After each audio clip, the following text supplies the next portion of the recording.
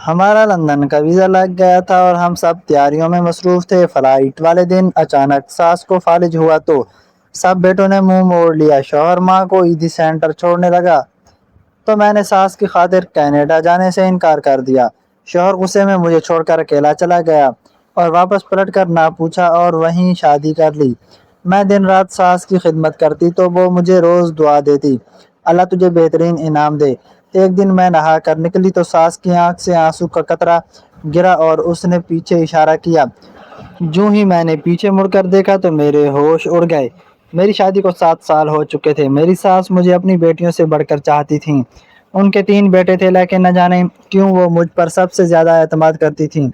میرے شوہر عامر کا کئی سال سے خواب تھا کہ ہم بیرون ملک جا کر بس جائیں گے۔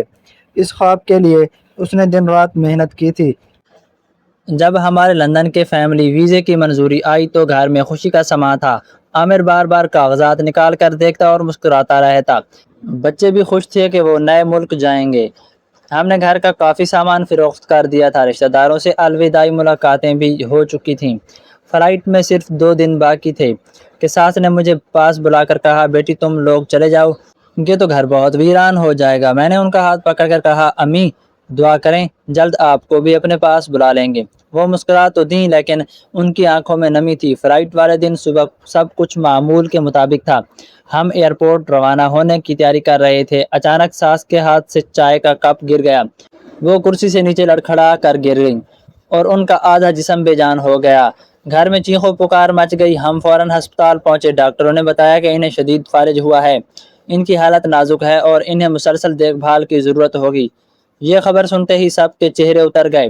عامر کے دونوں بھائی بھی ہسپتال پہنچ گئے مگر چند گھنٹوں بعد ہی ان کے رویے بدلنے لگے۔ بڑا بھائی کہنے لگا کہ اس کے پاس وقت نہیں، چھوٹا بھائی بولا کہ اس کی حالت خراب ہے۔ دونوں اپنی اماں کی ذمہ داری لینے سے بچنے لگے۔ میں حیران تھی کہ جن بچوں کے لیے ساس نے پوری زندگی قربان کر دی وہ آج ان سے جان چھڑانے کے بہانے ڈھونڈ رہے تھے۔ رات کو جب ہم گھر واپس آئے تو عامر نے کہا، میں نے ایک حل سوچ لیا ہے۔ میں نے پوچھا کیا؟ اس نے بے پرواہی سے کہا، امی کو عیدی سینٹر منتقل کر دیتے ہیں، وہاں دیکھ بھال ہو جائے گی، ہم اپنی فلائٹ ضائع نہیں کر سکتے۔ مجھے لگا جیسے کسی نے میرے کانوں میں گرم سیسا انڈیل دیا ہو۔ میں نے کہا، آپ اپنی ماں کو عیدی سینٹر چھوڑ دیں گے؟ عامر نے سخت لہجے میں جواب دیا، اور کیا کروں، میرے بھائی ذمہ داری نہیں لے رہے، میں اپنی زندگی کا موقع بھی نہیں گنوا سکتا۔ میں پوری رات جاگتی رہی۔ ایک طرف برسوں کا خواب تھا اور دوسری طرف ایک بے بس ماں تھی جو بول بھی نہیں سکتی تھی۔ صبح فجر کے وقت میں نے فیصلہ کر لیا۔ جب عامر سامان گاڑی میں رکھ رہا تھا تو میں نے کہا، میں نہیں جا رہی عامر۔ عامر نے حیرت سے میری طرف دیکھا۔ میں نے کہا، میں امی کو اس حال میں چھوڑ کر نہیں جا سکتی۔ وہ غصے سے لال ہو گیا۔ اس نے بہت سمجھایا، ڈرایا، ناراض ہوا مگر میں نے اپنے فیصلے پر قائم رہی۔ آخر وہ اکیلا ہی روانہ ہو گیا۔ جاتے وقت اس نے کہا، آج تم نے میری زندگی برباد کر دی ہے۔ میں نے کوئی جواب نہیں دیا۔ گاڑی نظروں سے اوجھل ہو گئی اور میں واپس ساس کے کمرے میں آ گئی۔ ساس کی آنکھوں سے آنسو بہہ رہے تھے۔ میں نے ان کا ہاتھ تھاما، ان کی انگلیاں ہلکی سی کانپیں۔ وہ بول نہیں سکتی تھیں مگر ان کی آنکھوں میں شکر گزاری صاف دکھائی دے رہی تھی۔ اسی دن سے میری نئی زندگی شروع ہو گئی، ایک ایسی زندگی جس میں نہ شوہر تھا، نہ بیرون ملک جانے کا خواب، صرف ایک بیمار بوڑھی ماں کی خدمت تھی۔ عامر کے جانے کے بعد شروع کے چند مہینے بہت مشکل گزرے۔ بچے باپ کے لیے اداس ہوتے تھے۔ اس نے ابتدا میں 2-3 بار فون کیا مگر ہر بار یہی کہتا کہ میں ضد چھوڑ کر اس کے پاس آ جاؤں۔ میں ہر بار انکار کر دیتی۔ آہستہ آہستہ اس کے فون آنا بھی بند ہو گئے۔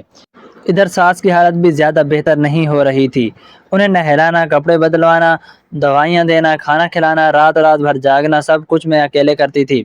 کئی بار تھکن سے جسم جواب دے دیتا مگر جب ساس مجھے دعائیں دیتی تو میری ہمت واپس آ جاتی۔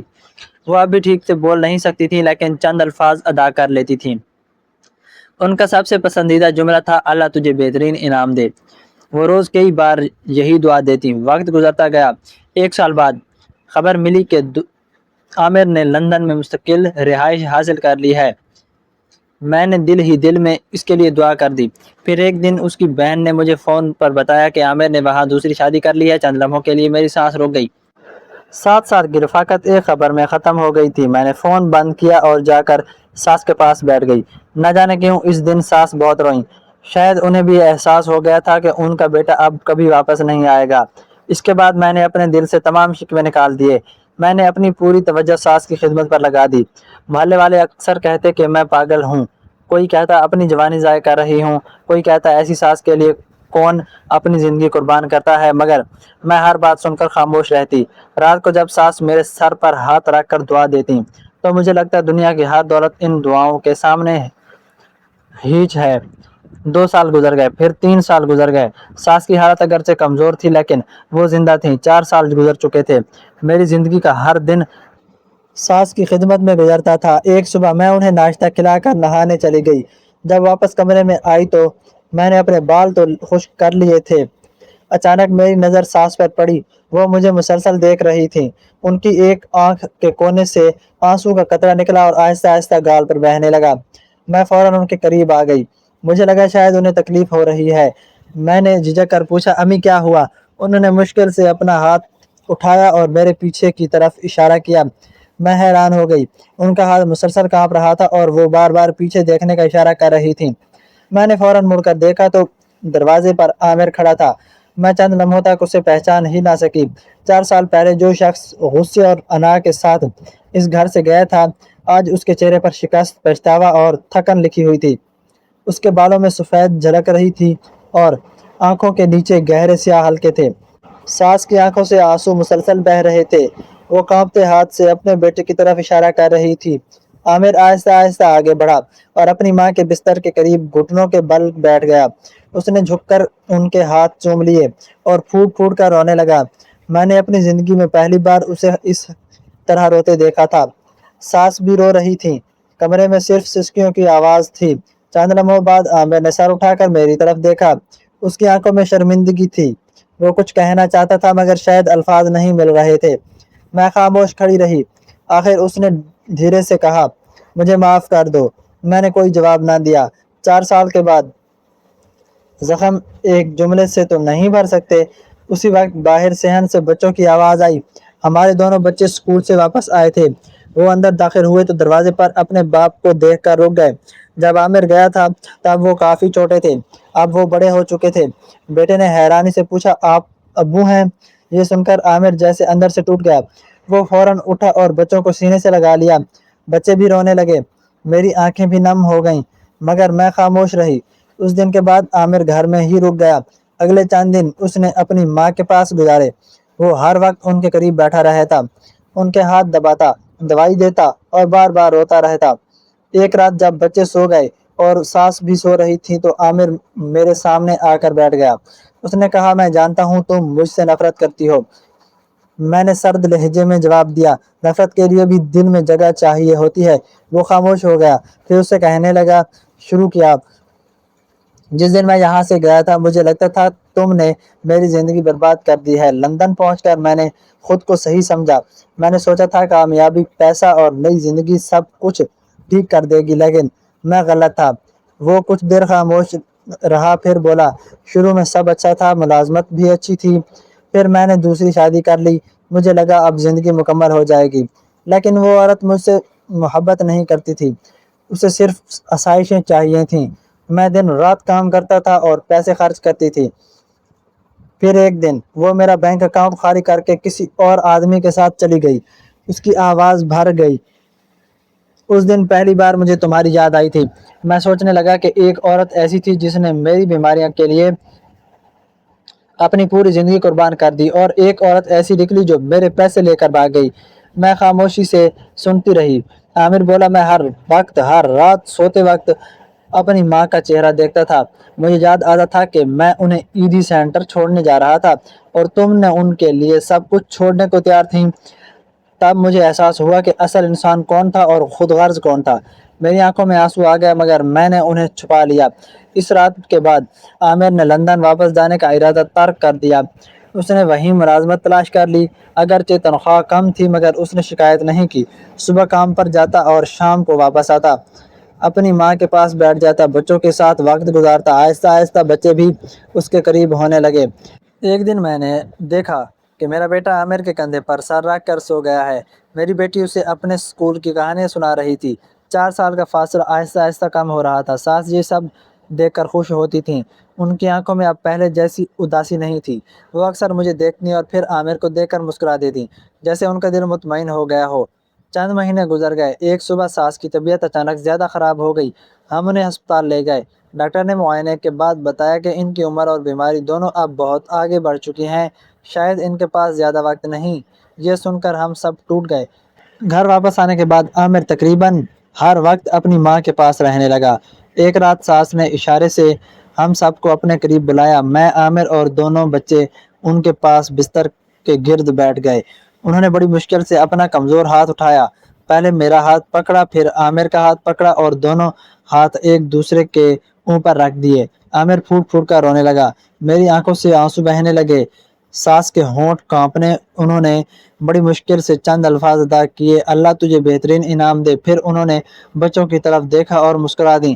ان کے چہرے پر ایسا سکون تھا جیسے وہ اپنی سب سے بڑی فکر سے آزاد ہو گئی ہوں۔ چند لمحوں بعد ان کی آنکھیں بند ہو گئیں۔ کمرے میں خاموشی چھا گئی۔ ہماری زندگی کی سب سے بڑی چھاؤں ہم سے جدا ہو چکی تھی۔ ان کے جانے کے بعد گھر کئی دن تک سوگ میں ڈوبا رہا۔ عامر خود کو مسلسل قصوروار سمجھتا تھا۔ وہ اکثر اپنی ماں کی قبر پر جا کر بیٹھ جاتا اور گھٹنوں کے بل روتا۔ ایک دن واپس آ کر اس نے میرے سامنے بیٹھتے ہوئے کہا، میں جانتا ہوں میں تمہاری معافی کے قابل نہیں ہوں، لیکن میں باقی زندگی اپنی غلطی کا ازالہ کرنا چاہتا ہوں۔ میں خاموش رہی۔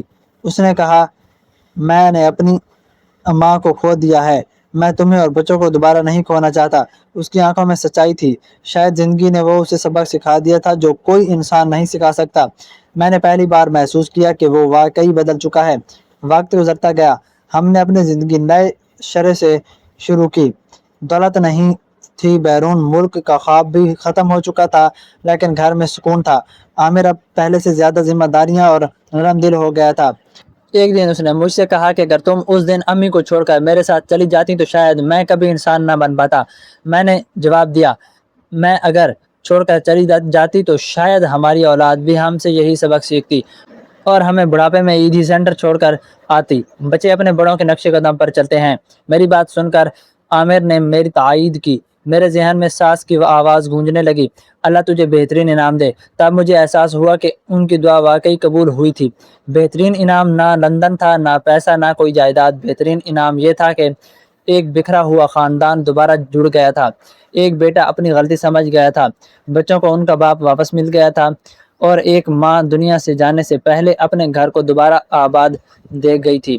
آج بھی جب حیران میں قبروں پر فاتحہ پڑھنے جاتی تو دل سے یہی دعا نکلتی کہ اللہ ہر ماں کو ایسی عزت اور انسان کو اپنی غلطی سمجھنے کی توفیق دے، کیونکہ بعض اوقات ایک سچی دعا وہ کر دکھاتی ہے جو دنیا کی بڑی طاقت بھی نہیں کر سکتی۔ کہانی اچھی لگی ہو تو ویڈیو کو لائک ضرور کریں، ہمارے چینل کو سبسکرائب کریں۔ کل ملتے ہیں ایک نئی کہانی کے ساتھ، تب تک کے لیے اللہ حافظ۔